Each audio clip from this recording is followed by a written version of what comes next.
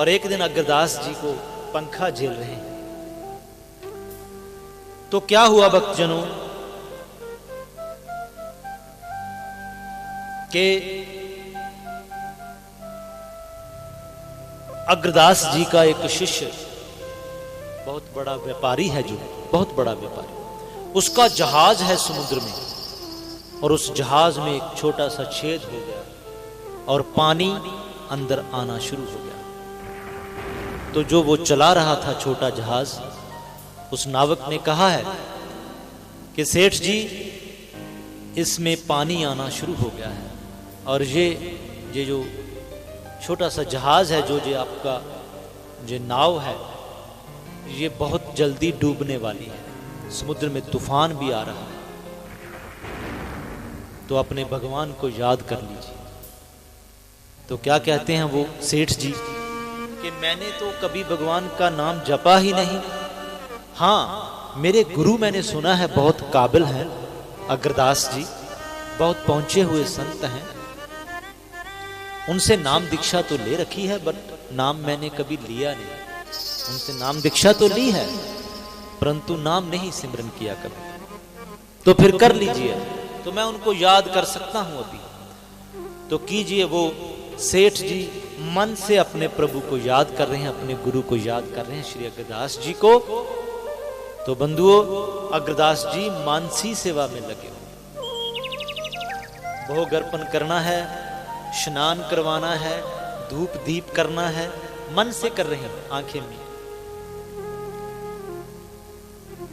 तो अभी हार पहराना बाकी है प्रभु को। प्रभु सिर झुकाए खड़े हैं, मेरा भक्त मेरा अग्रदास मुझे हार पहराने जा रहा है।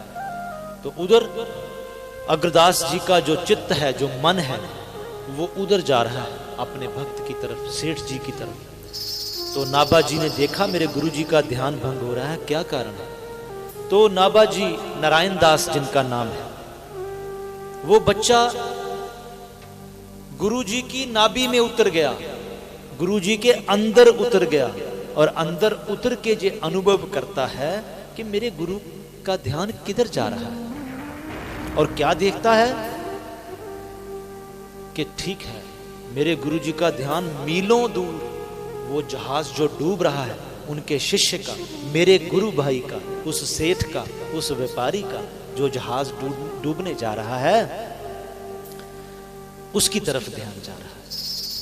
तो अभी मुझे गुरु जी का ध्यान भंग नहीं होने देना चाहिए, ये एक शिष्य का परम कर्तव्य है, मैं उनकी सेवा में हूं, उनका ध्यान भंग ना हो, ये मुझे करना होगा कुछ इसके लिए।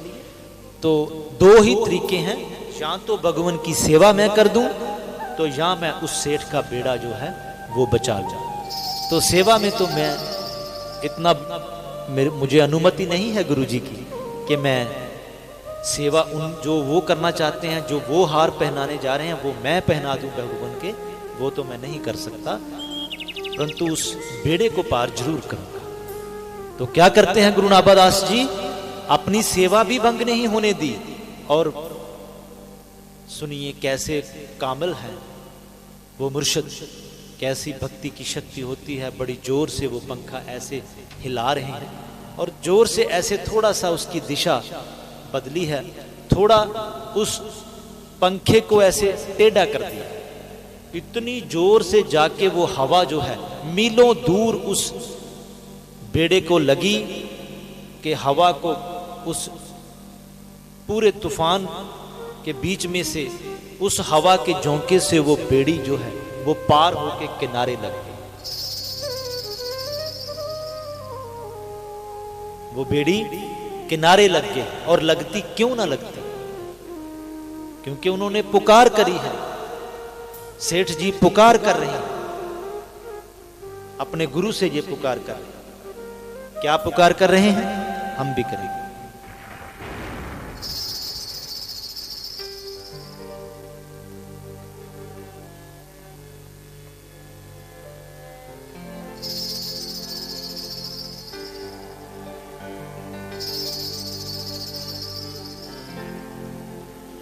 हो सुन फरियाद पीरा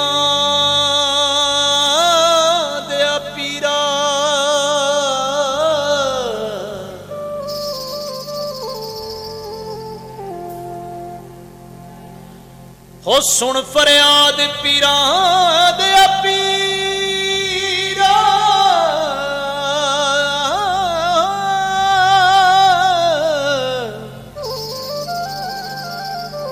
ते मेरी अर्ज सुनी कन तर के।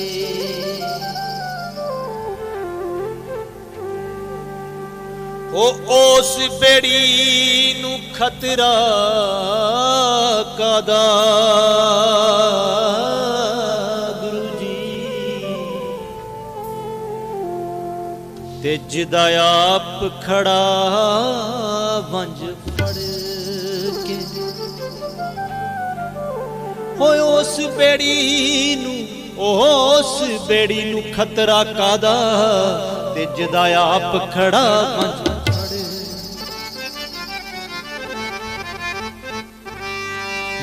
डूबतों को बचा लेने वाले,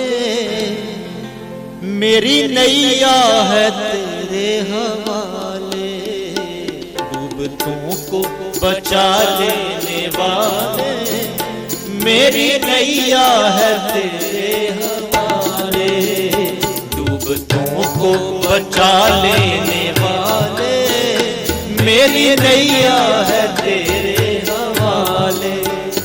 डूबतों को बचा लेने वाले, मेरी नैया है तेरे हवाले।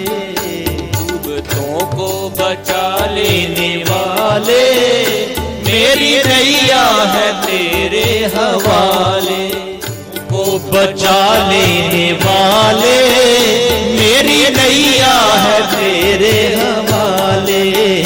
डूबतों को बचा लेने वाले, मेरी नैया है तेरे हवाले।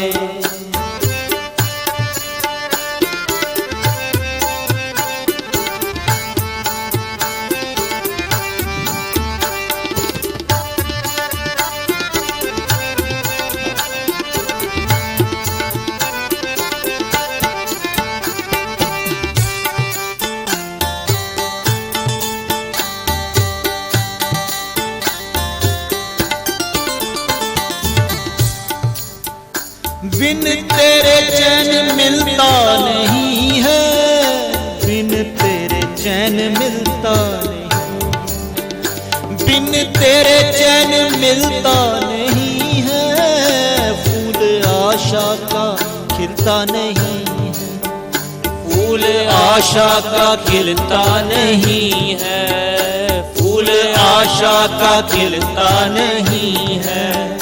बिन तेरे चैन मिलता नहीं है, फूल आशा का खिलता नहीं। वो फूल आशा का खिलता नहीं है, फूल आशा का खिलता नहीं है। तेरी मर्जी बिना मेरे मालिक, एक पत्ता भी हिलता नहीं है। एक पत्ता भी हिलता नहीं है, एक पत्ता भी हिलता नहीं है। तेरी मर्जी बिना मेरे प्रभु जी, तेरी मर्जी बिना गुरुदेव जी, एक पत्ता भी हिलता नहीं है। एक पत्ता भी हिलता नहीं है। आंधियों में भी तू ही संभाले, मेरी नैया है तेरे हवाले।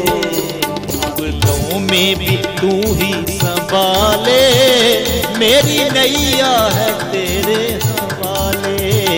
डूबतों को बचा लेने वाले, मेरी नैया है तेरे हवाले। डूबतों को बचा लेने वाले, मेरी नैया है तेरे हवाले। डूबतों को बचा लेने वाले, मेरी नैया है तेरे हवाले। मेरी नैया है तेरे हवाले, मेरी नैया है तेरे हवाले।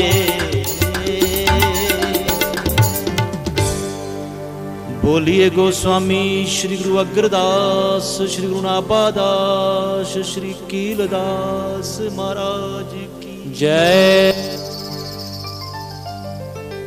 तो ऐसी भाव से भरी हुई पुकार तो भगवान सुनते हैं। गुरु नाभादास जी ने पंखा थोड़ा सा टेढ़ा किया और उसकी हवा जोर से जाके उस बेड़े को लगी है और बेड़ा पार हो गया। भक्तजनों, अपने गुरु पे विश्वास करना चाहिए। मैं आज इस YouTube के माध्यम से जो कथा हो रही है, मैं एक विनम्र विनती भी करना चाहूंगा। जिस जिस धर्म में, जिस मजहब में हमने जन्म लिया है, वो भगवान ने जहां हमें जन्म दिया है, हमें वहां पर विश्वास रखना चाहिए। अपने गुरु, अपने अपने गुरु को नमन करना चाहिए। छोटे छोटे स्वार्थों में फंस के कई बार व्यक्ति भटक जाता है। दुनिया में ऐसा कोई भी धर्म नहीं है जिस धर्म में मृत्यु ना होती हो। मृत्यु तो हर धर्म में होनी है। दुख सुख भी किसी धर्म में धर्म के मोहताज नहीं है। ये जीवन का सत्य है। सुख भी आएंगे, दुख भी आएंगे। इसलिए जिस जिस धर्म में है, हमें सभी धर्म भारत में एक समान है। सभी धर्मों का हम सम्मान करते हैं, दिल से सम्मान करते हैं। जिस जिस धर्म के जो संत पीर हैं, संत फकीर हैं, देवी देवते हैं, गुरु लोग हैं, उन सबको हम नमन करते हैं। परंतु मैं ये विनम्र विनती करता हूं, सुख और दुख जो हमारे भाग्य में मिले हैं, हमें भाग्य में हैं, वो होकर रहेंगे। अपने अपने धर्म में अपने अपने गुरुओं, पीरों, संतों की जीवनी के ऊपर जरा थोड़ा सा ध्यान मारिए, देखिए, उनको चित्त में लाइए। कितने कितने कष्ट उन्होंने उठाए हैं। भक्त रविदास जी ने, भक्त कबीर जी ने, गोस्वामी श्री गुरु नाभादास महाराज जी ने, प्रभु श्री राम ने जब ये मनुष्य जन्म लिया, उन्होंने तो भक्तों के उद्धार के लिए, दुनिया के उद्धार के लिए कैसी कैसी उदाहरण है उनके। कठिन से कठिन परिस्थिति में रहे। किसी भी धर्म को आप देख लें। इसलिए अपने धर्म का सत्कार करें, अपने गुरुजनों के साथ जुड़कर रहें, अपने गुरुजनों में विश्वास करें। भटकने की कोई आवश्यकता नहीं है। सब कुछ प्राप्त हो सकता है। हर धर्म में प्राप्त करने वाले संत फकीर पैदा हुए हैं। अपने अपने धर्म के संतों का, अपने अपने धर्म के देवी देवताओं का, अपने अपने धर्म के गुरुओं का अनुसरण कीजिए, आपको भी प्राप्ति होगी। सो गुरु जी के ऊपर इतना अटूट विश्वास के गुरु नाभादास जी ने पंखे का जो थोड़ा सा टेढ़ा किया उसको, और वो झोंका जाके जोर से जो टकराया तो बेड़ा पार हो गया।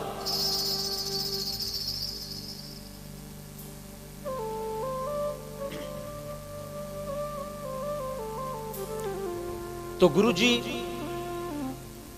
अभी उधर पहुंचे, जाके देखा गुरुजी ने, अग्रदास जी ने, कि मेरा भक्त मुश्किल में है, और जाके देखते हैं कि बेड़ा पार लगा हुआ।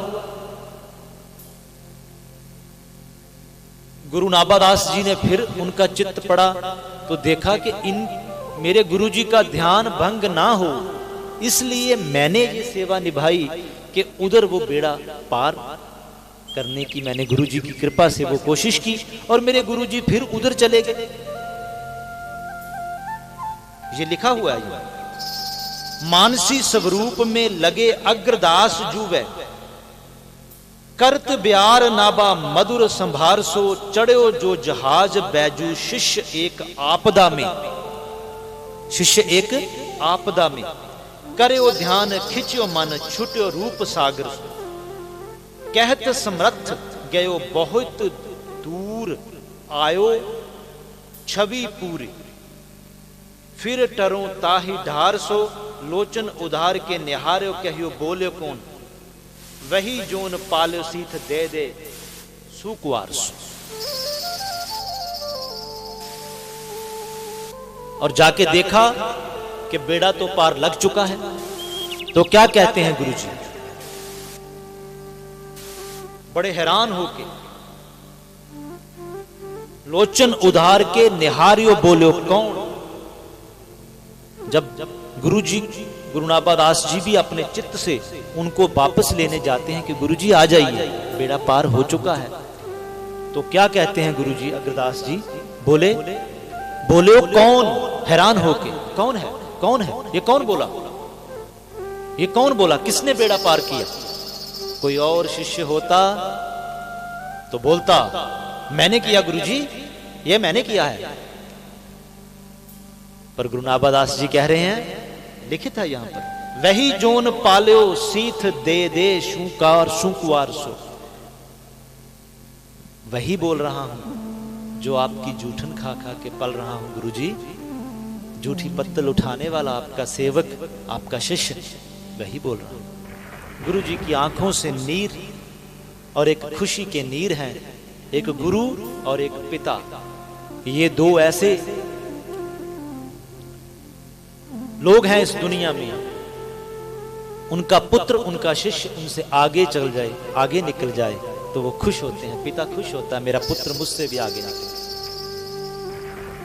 तो आंखों में अश्रु हैं और गले से लगा लिया, अरे मेरे नाभा, मेरे नारायण दास, मेरे पुत्र, मेरे शिष्य, तू इतना काबिल हो गया, जूठी पत्तल उठाते उठाते तेरी अवस्था यहां तक आ गई कि तू मेरे भीतर उतर गया, मेरे भीतर उतर के मुझे पढ़ लिया तूने कि मेरा ध्यान जो है मेरे शिष्य की ओर चला गया हजारों मील दूर, और तू वहां पहुंच के उसका बेड़ा भी पार कर आया और मेरी सेवा भी भंग ना होने दी। अरे वाह नारायण दास, आज तू अपने गुरु की अंदर उतर गया, भीतर उतर गया, मेरी नाभि की बात जान ली। आज से तेरा नाम नाभादास होगा, आज से तुझे दुनिया नाभादास के नाम से जानेगी पुत्र। सत्य वचन गुरु जी।